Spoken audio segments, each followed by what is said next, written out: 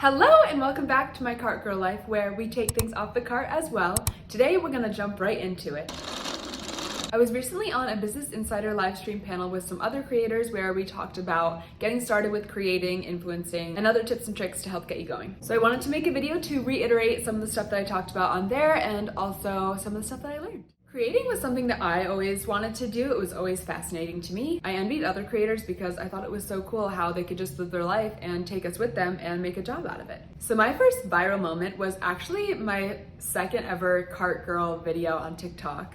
It was just like a 20-second clip of me talking about golfers. And within like the first hour, it was getting a lot of views and kind of blowing up. And I was like, what is happening? Like, I thought there was a glitch in the system. I'm like, why is this going so viral? And within the first 4 to 5 days, it was already at 1 million views. And I was like, what the heck is happening? Why is this happening? This is not supposed to be happening. Very confusing. But like it or not, it did happen, and I had to make a choice. I had to decide if I wanted to just have one viral video or if I wanted to keep going with it.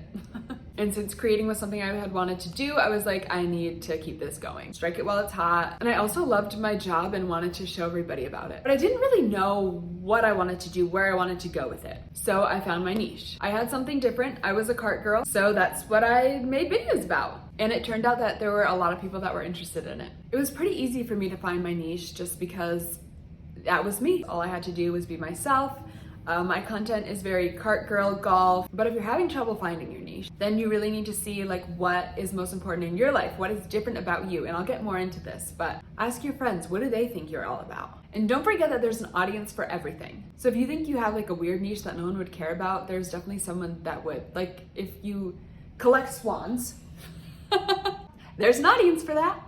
You gotta make content about what makes you happy and what speaks to you. And I know that there can be a fear of pigeonholing yourself, but you can't be afraid of that, because once you get your niche rolling and you establish yourself and work hard and get your following going, then you can branch off. Going back to the swans, you could do a get ready for a swan convention with me.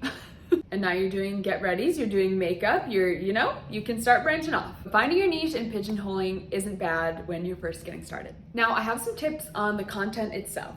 If you're making videos, you want to have great sound. Make sure your audio is crisp. It can be hard working outside with the wind and stuff, so make sure you got the audio down. You can use, some people get microphones, you can use like your headphones with the speaker on it. I choose to put my phone into a cup holder when recording because that seems to cancel out the outside noise. You want to make sure that your video is quality. It's going to be really hard for people to sit there and watch a blurry screen. And you want to avoid any like blank space. For example, if you want a clip of the Las Vegas Strip for a 10 whole second, make sure that you're talking as you're showing it. Say like, this is the Las Vegas Strip. I've lived here for the last 5 years. Oh, there's the Bellagio. I had a crazy night there one time. Just fill it in like that. Just to give an example, wow, we can see the sunset going down behind the mountains. Vegas is just so pretty this time of day. And looks like they're getting ready for some kind of festival coming up over here. Can't really see it, but over there you see a little tiny bit of the Sphere. That is one of the newest attractions in Vegas, and it's crazy. I still can't believe it's real. So just like instead of showing what you're filming, just fill it in with some words. Talk about something. Make sure your aesthetic matches your niche. I guess those kind of go hand in hand. For me, it's always been about bright colors, sunshine, green grass. Depending on your content, maybe you want more neutrals. Maybe you have darker colors that work for you. If you're a creator who's talking about computers and technology, for example, you're not gonna wanna be in like a dirty old farmhouse. You probably want something that looks like more techie. But it really just depends on your aesthetic and your content. If you're true to yourself, I think the aesthetic will reveal itself to you. Create content and create a brand that is true to yourself, then it'll just come naturally. For me, the bright colors came naturally. If you happen to be storytelling in your videos, you want to get the viewers to the point of your story in the most interesting way possible. So embellish and make your story more craveable, but also get your point across. Try not to repeat things you've already said, and try not to repeat things you've already said. Getting comfortable talking to the camera and being in front of the camera can be really hard to overcome. When I was a lot younger and enjoyed watching YouTubers, I was like, oh, I want to try this. So I tried setting up like my old iPhone and making a video, and I could not get it done because I was like cringing so hard at myself. I did not like the sound of my own voice. I thought I was super awkward in front of the camera. Imagine if I started back then though. Imagine if I got over the cringiness and started like whatever that was 10 or 15 years ago. Like who knows where I'd be now. Honestly, it's probably a good idea I didn't start back then, but the way that I got comfortable with it was I just kept trying. And it can be hard to be secure with yourself just in day to day, never mind looking at yourself on a camera. So my advice for this is just keep setting up the camera, keep talking to the camera, pretend that you're ranting to one of your best friends. Put your favorite outfit on, do your hair, do your makeup, look so good that you can't help but post the video. Be like, I look so good, I need to get this up there. If you're gonna be doing videos like in the public, in front of people, it can be really scary. Trust me, when those golfers come up and I'm talking to myself, it's hard to be fully comfortable with it. If you're out vlogging and there are people watching you, you need to zone them out and think about yourself. Think about your video, think about why you're out here doing this. And honestly, filming and vlogging has become so common that people usually don't even look at you. There are a lot of creators that do not care who's watching and they will get that content. I don't know if I'll ever get to that point, but I'm trying. Okay, a big tip, a big piece of advice that I have, and this is good for your mental health too. Do not put too much pressure on your videos, especially when you're first starting. I have to say, usually things are quality over quantity, right?